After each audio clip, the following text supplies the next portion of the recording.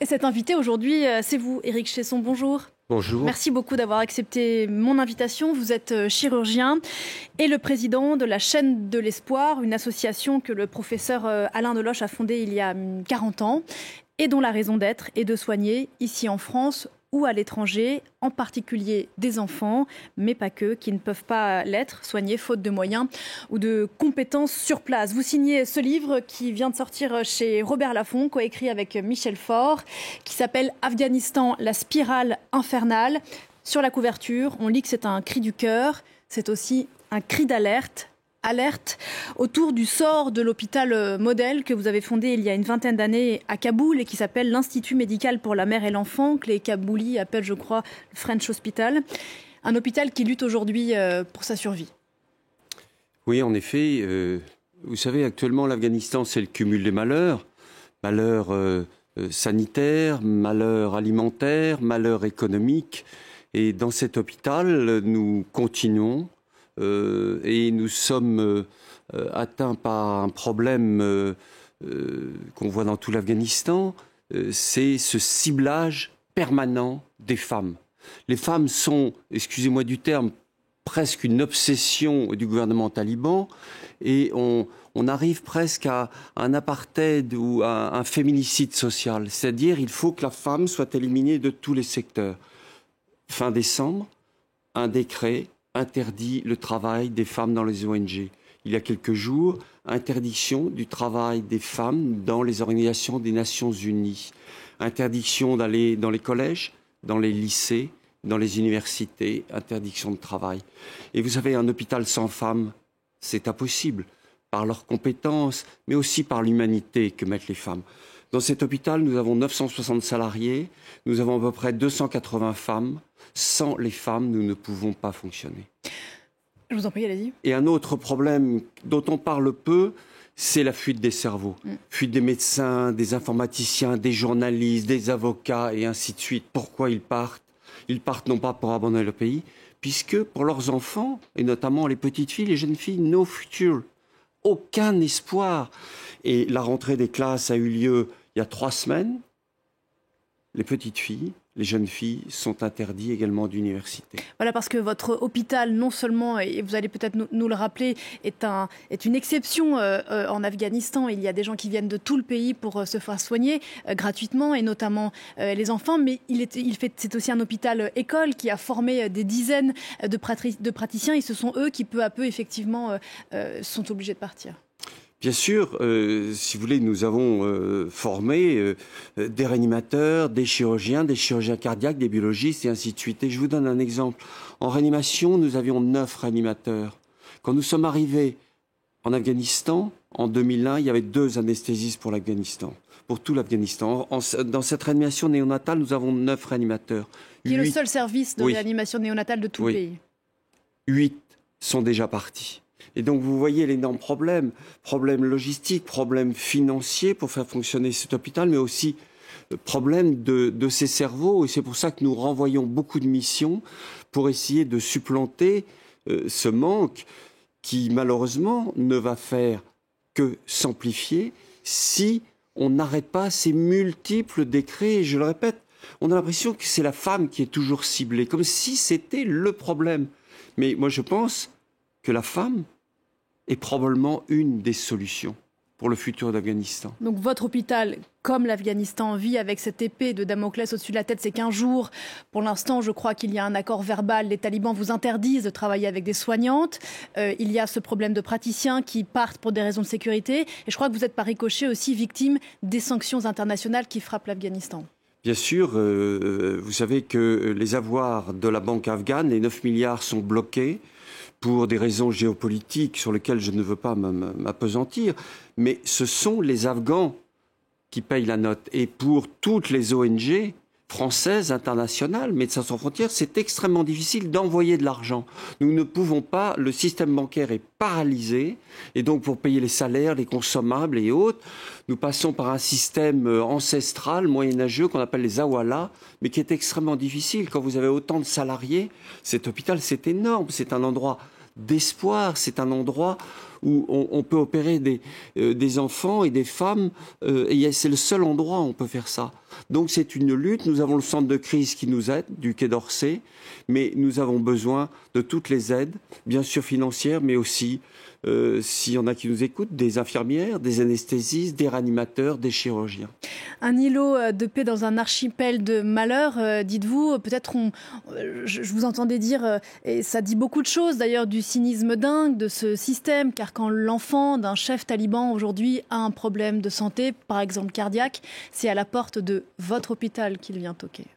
Bien sûr, vous savez, j'ai remarqué qu'un taliban qui a un enfant malade nous ressemble beaucoup et il est focalisé sur cet enfant. Et vous savez, moi je suis pour le dialogue. Je dis qu'à chaque fois que nous envoyons un chirurgien de Toulouse, une infirmière de l'assistance publique et qu'elle passe des heures en réanimation pour s'occuper d'un enfant de taliban, on ne peut pas être réduit aux caricatures. Et ils savent parfaitement que nous venons pour les aider, nous venons pour parler, pour maintenir ce lien qui est indispensable. Des talibans qui vous réclament d'ailleurs, je crois, beaucoup d'argent pour payer des factures d'électricité. Vous rentrez tout juste de Kaboul, je crois que vous y étiez il y a une dizaine de jours. Vous nous confirmez que la situation se détériore de jour en jour ?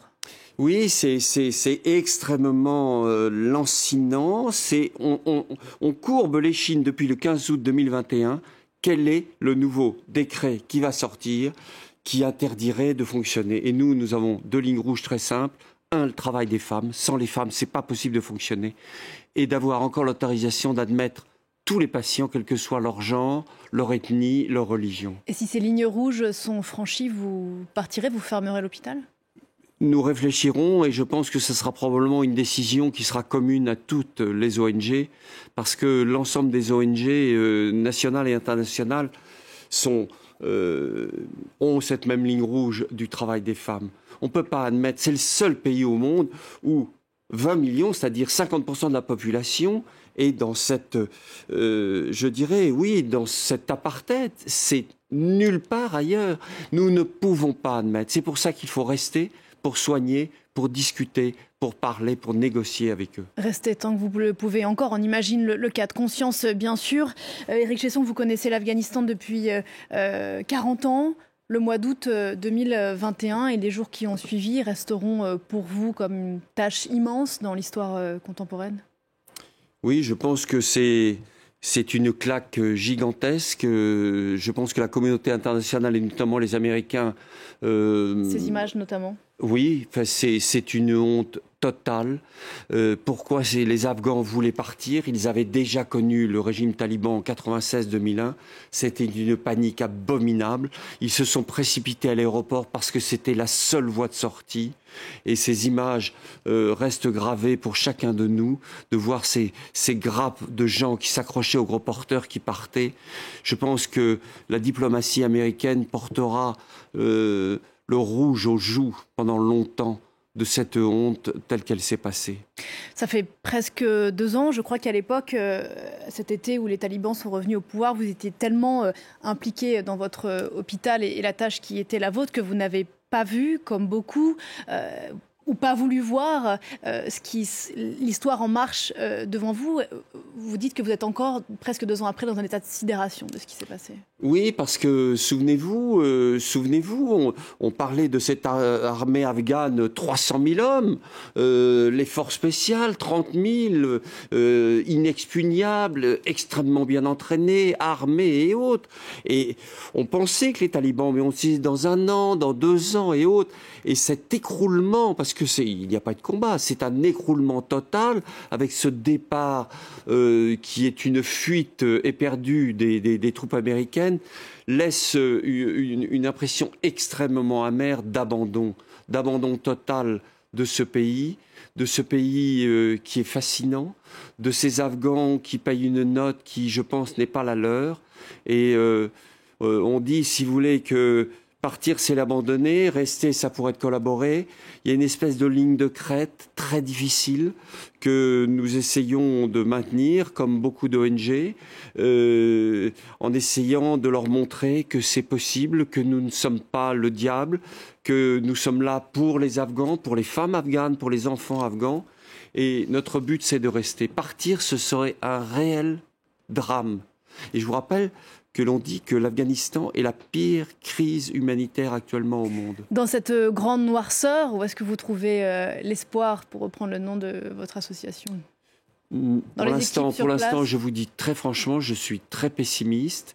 J'essaye de voir quand un enfant de plus, une femme est opérée au bloc, je me dis par nos confrères afghans, par des médecins qui viennent de France. Chaque vie sauvée, c'est ça ? Oui, chaque vie sauvée et je crois un signe extrêmement important.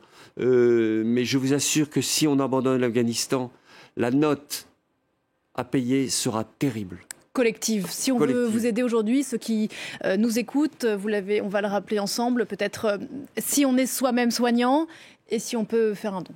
Si on peut faire un don et puis si on a les compétences, elles sont le bienvenu et ils seront accueillis de façon extraordinaire par les Afghans. Et vous savez, il y a un long passé, les médecins en Afghanistan, ça s'appelait les French Doctors. Les French Doctors sont toujours attendus. Une certaine idée aussi du compagnonnage, la chaîne de l'espoir. Donc on peut se rendre sur votre site internet si on veut faire un don. On peut vous lire chez Robert Laffont avec Michel Faure, Éric Chesson, Afghanistan, la spirale infernale. Merci beaucoup d'être venu ce matin sur le plateau de Paris Direct. Bonne journée à vous. Nous on se retrouve juste après la pause. À tout de suite.